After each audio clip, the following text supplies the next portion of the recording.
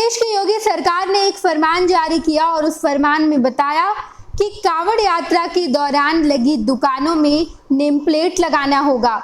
जो दुकानदार सामान बेच रहा है, अगर वो खाने पीने की सामान है तो दुकानदार को अपने नाम का नेम प्लेट लगाना होगा और ये बताना होगा कि उस दुकानदार का नाम क्या है, ताकि लोगों को पता चले कि जिस व्यक्ति से वो खरीद रहा है, कांवड़ यात्रा के दौरान जितने कांवड़िया होते हैं वो किस दुकानदार से सामान खरीद रहे हैं, इस बात को साफ तौर पर बताना होगा। और इसको लेकर पूरे देश में खूब सियासत हो रही है।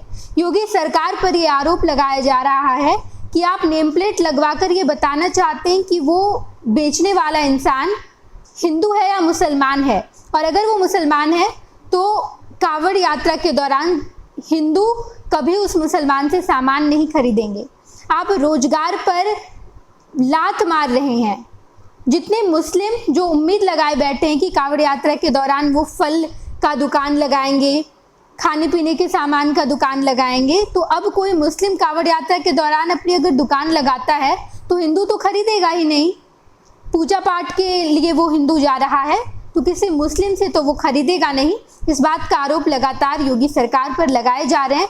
और अब लालू प्रसाद यादव की बेटी रोहिणी आचार्य ने योगी सरकार पर बड़ा तंज कसा और कहा कि आप एक पवित्र यात्रा पर संप्रदायवाद कर रहे हैं और इस तरीके के हिंदू मुस्लिम में बंटवारा करके आप वोट इकट्ठा करना चाहते हैं। बताते चले हम आपको कि रोहिणी आचार्य अपने एक्स हैंडल पर आती हैं और वहां वो लिखती हैं कि लोकसभा चुनाव में अयोध्या की सीट हारने की खींच और अपनी खिसकती जमीन की हताशा में नफरती विखंडनकारियों की जमात भाजपा की उत्तर प्रदेश सरकार ने मुसलमान भाइयों के इकोनॉमिक यानी कि आर्थिक बाइकॉट के घृणित उद्देश्य कांवड़ पथ पर नाम की तख्ती लगाकर सामान बेचने का फरमान जारी किया है।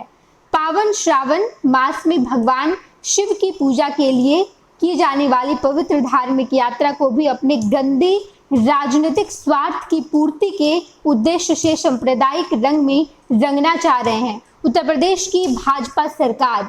रोहिणी आगे लिखती हैं, धर्म की गलत व्याख्या के साथ समाज और देश में धार्मिक विद्वेष, नफरत और उन्माद का जहर घोलना ही भाजपा की फितरत और राजनीति रही है।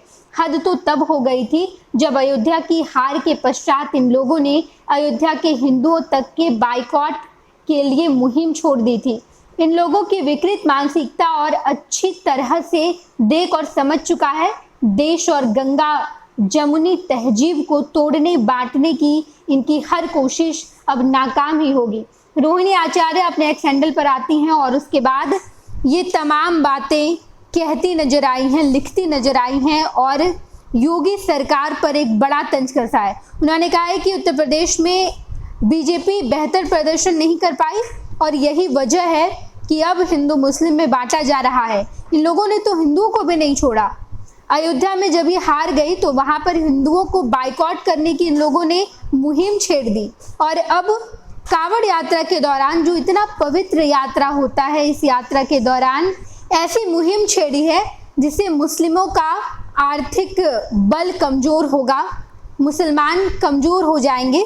ये कैसे अपना दुकान कांवड़ यात्रा के दौरान लगाएंगे और अगर अपना नेम प्लेट लगा देते हैं तो कोई हिंदू उनके पास आएगा नहीं, कोई खाने पीने का सामान नहीं खरीदा जाएगा।